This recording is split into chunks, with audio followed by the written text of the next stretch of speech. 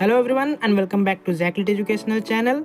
So the notification for the UGC NET December 2024 cycle is out and the form fill-up is also started. You must not wait for the last moment because the server may go down. You may be facing problem while giving the payment. So you should not wait till the last moment and you should fill the application as soon as possible. So here it is the most important thing. Many of you are confused regarding the new subject which is introduced, new paper, that is disaster management. Yes, we will know whether the environmental science students are eligible for that or not. What is the probability of getting JRF in that more, or it is good to be in the environmental science paper only. So all these things we will be knowing in this video. So without wasting much time, let's start today's video. So this is the information bulletin given by the NTA UGC for the NET December 2024 cycle, and from here if you go to page number 14, eligibility criteria is given here. It is the same as it is for the every year. So here qualifying examination. What exam you should have qualified? It should be the master's degree. Yes, for general unreserved and general EWS candidates who have secured at least 55% marks in their master's degree or equivalent examination from the universities or institution recognized by UGC. So in the humanities, social science and other languages and subjects which is given in the appendix 5, you can find.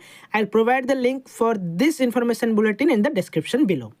So for this thing, you should know here, you should be having at least 55% or more marks in your master's degree or PG degree in your examination. And also, if you are appearing, that means if you haven't qualified the master's exam, you are still in the first year, you are also eligible to apply for this. Yes, it is mentioned here.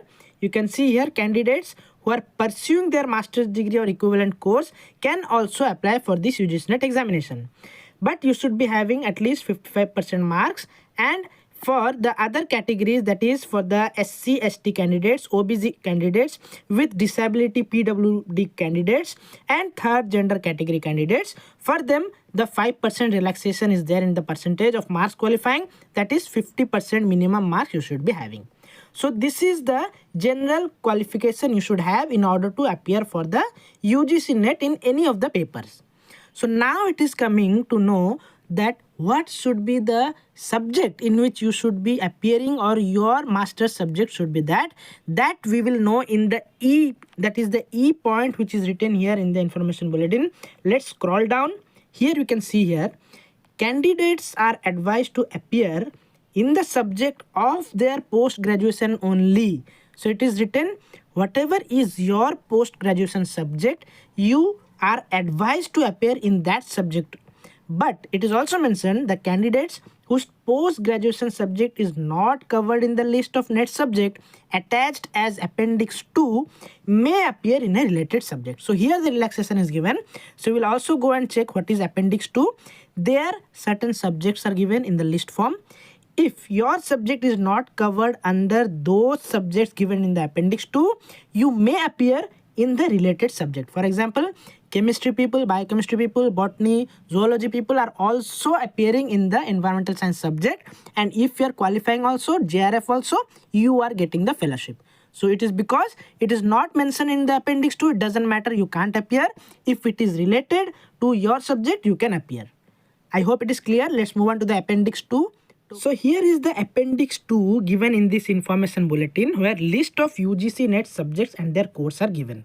So as you can see here, 85 subjects are given, starting from adult education, anthropology, Arab culture, Arabic, archaeology, Assamese, English, environmental science, and recently added, what we are looking into is the recently added subject, that is disaster management, which you can see in the 84th number. You can see here Ayurveda biology is also added recently for this session, from this session.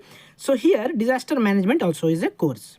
But here, as you can see, botany, zoology, chemistry, all these subjects are not coming under the appendix 2. But as it was mentioned that you can appear if your subject is not listed in the UGC NET appendix 2 of this paper, this PDF, you can appear if your subject is related to the subject in which you want to appear. And here also one very important thing you should note down is that here you can see is that here, for example, it is mentioned here, the candidates with master's degree in geography with specialization in population studies or mathematics, statistics are also eligible to appear in the subject of population studies. So population studies, it is not that it is taught everywhere in the masters, but if you're having a master degree in geography with specialization in population studies, you can also appear in this subject. Similarly, the candidates with master degree in humanities, including languages and social science, are also eligible to appear in the subject of women's studies. So these are all things which is giving you a hint that if your subject is related to the paper in which you want to appear, you can appear. That is, there is no such hard and fast rule in that.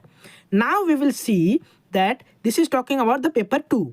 Paper 1, general paper on teaching and research aptitude, it is compulsory for all. That is the general paper.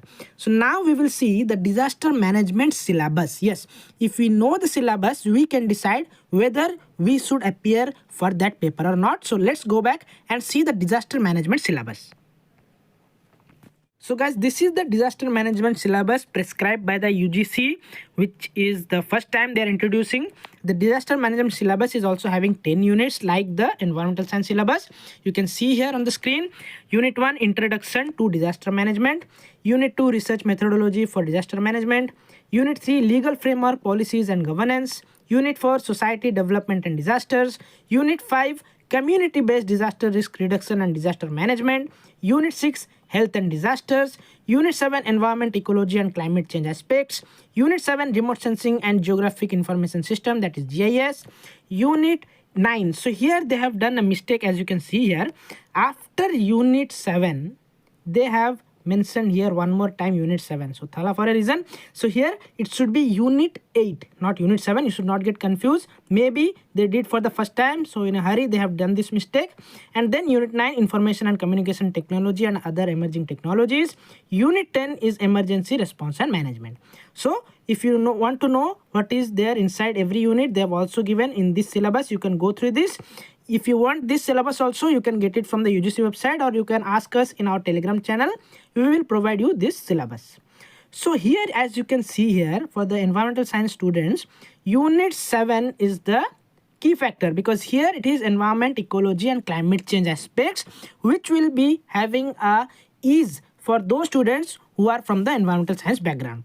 Apart from that, you can see all other units you have to do a good preparation if you want to appear in this paper, because they are not directly related to the environmental science. Yes, if you are willing to appear for this paper, I will give you 3 final suggestions. Number 1, initially it is, if you are appearing for the first time or second attempt of your UGC NET, then you can take the risk. But if you are already appeared 4 to 5 times or 3 times for the environmental science paper, then don't waste time here, because this syllabus may look easy because of Unit 7, because there is environmental science in that. But apart from that, other 9 units are very, very important, and you should start from the scratch. This is not good if you are already appeared 3 or 4 times in the environmental science paper or any other paper. Next thing is, never ever select option A and option B. 2 things won't work. It is very difficult. You should focus on one subject, one paper. That will help you to clear your JRF or NET, which is your goal. Next is, if you clear either in environmental science or in this disaster management, so you will be getting JRF if you qualify.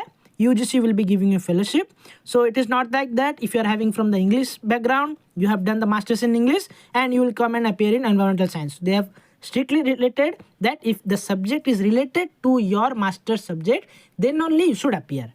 So these are the things which I wanted to tell you through this video. I hope your most of the doubts are clear related to this newly introduced subject. So if you want to know more, you can comment us in our comment section. So I hope you have liked the video. Don't forget to like and subscribe the channel ZakLiT for further updates. See you guys in our next video. Till then, keep smiling and believe in yourself.